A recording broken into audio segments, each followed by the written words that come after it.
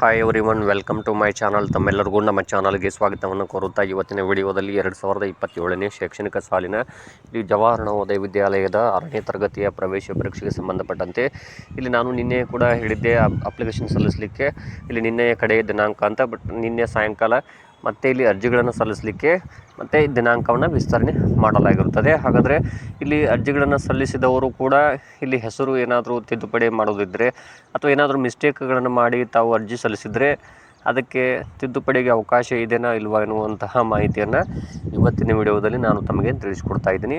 ಇನ್ನು ತಾವುಗಳು ನಮ್ಮ ಚಾನಲ್ ಫಸ್ಟ್ ಟೈಮ್ ನೋಡ್ತಾ ಇದ್ದರೆ ನಮ್ಮ ಚಾನಲನ್ನು ಸಬ್ಸ್ಕ್ರೈಬ್ ಆಗಿ ಅಂತ ತಿಳಿಸುತ್ತಾ, ಇಲ್ಲಿ ನೋಡಿ, ಮೊದಲನೇದಾಗಿ 2027ನೇ ಶೈಕ್ಷಣಿಕ ಸಾಲಿನ ನವೋದಯ ಪ್ರವೇಶ ಪರೀಕ್ಷೆಗೆ ಅರ್ಜಿಗಳನ್ನು ಸಲ್ಲಿಸಲಿಕ್ಕೆ ಮೊದಲು ಜುಲೈ 31 ಲಾಸ್ಟ್ ಡೇಟ್ ಅಂತ ತಿಳಿಸಲಾಗಿತ್ತು.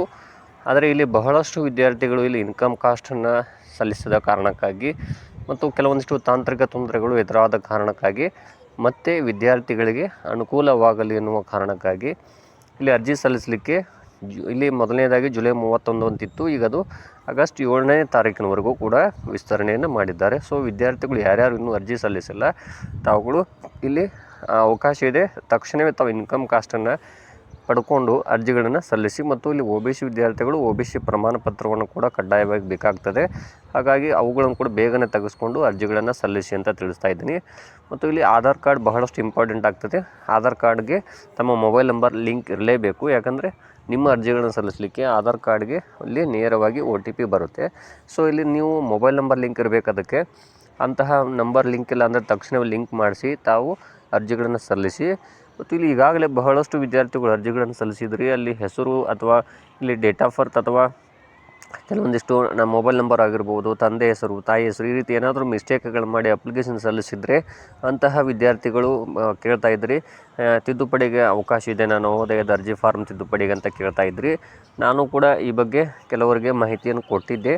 ಇಲ್ಲಿ ಏನು ಅಂದರೆ, ಇದು ಅರ್ಜಿಗಳ ಸಲ್ಲಿಸುವ ದಿನಾಂಕ ಪೂರ್ಣಗೊಂಡ ನಂತರ ಮತ್ತೆ ಅರ್ಜಿಗಳ ತಿದ್ದುಪಡಿಗೆ ಇಲ್ಲಿ ನವೋದಯ ವಿದ್ಯಾಲಯ ಸಮಿತಿಯವರು ಅವಕಾಶವನ್ನು ಕೊಡ್ತಾರೆ. ಕಳೆದ ವರ್ಷ ಕೂಡ ಕೊಟ್ಟಿದ್ದರು. ಆದ್ದರಿಂದ ತಾವುಗಳು ಏನು ಮಾಡಿ, ಈಗ ಅರ್ಜಿಗಳಂತೂ ಸಲ್ಲಿಸಿದ್ರಿ, ವೆಯ್ಟ್ ಮಾಡಿ. ನೆಕ್ಸ್ಟು ಆಪ್ಷನ್ ಬಿಟ್ಟು ಕೂಡಲೇ ನಾನು ಕೂಡ ತಮಗೆ ಇಲ್ಲಿ ತಿಳಿಸ್ತೀನಿ. ಯಾಕಂದರೆ ಇಲ್ಲಿ ಬಹಳ ವಿದ್ಯಾರ್ಥಿಗಳಲ್ಲಿ ಕೆಲವು ಡೇಟ್ ಆಫ್ ಬರ್ತ್ ಆಗಿರ್ಬೋದು, ಮೊಬೈಲ್ ನಂಬರ್ ಆಗಿರ್ಬೋದು, ಅಥವಾ ತಂದೆ ಹೆಸರು, ತಾಯಿ ಹೆಸರಾಗಿರ್ಬೋದು, ಈ ರೀತಿ ಮಿಸ್ಟೇಕ್ಗಳು ಆದಂತಹ ಉದಾಹರಣೆಗಳಿದ್ದಾವೆ. ಸೊ ನೀವುಗಳು ಕೂಡ ತಿದ್ದುಪಡಿಗೆ ಅವಕಾಶ ಕೊಟ್ಟರೆ ನಾನು ತಮಗೆ ತಿಳಿಸ್ತೀನಿ, ಕೊಡ್ತಾರೆ. ಕಳೆದ ವರ್ಷ ಕೂಡ ಕೊಟ್ಟಿದ್ದರು. ಸೊ ತಾವು ವೇಟ್ ಮಾಡಿ, ಅಲ್ಲಿವರೆಗೂ ಅರ್ಜಿಗಳನ್ನು ಸಲ್ಲಿಸುವಂತಹ ಪ್ರಕ್ರಿಯೆ ಪೂರ್ಣಗೊಂಡ ನಂತರ ತಮಗೆ ಅವಕಾಶವನ್ನು ಕೊಡ್ತಾರೆ ಅಂತ ತಿಳಿಸ್ತಾ ಇದ್ದೀನಿ. ಧನ್ಯವಾದಗಳು.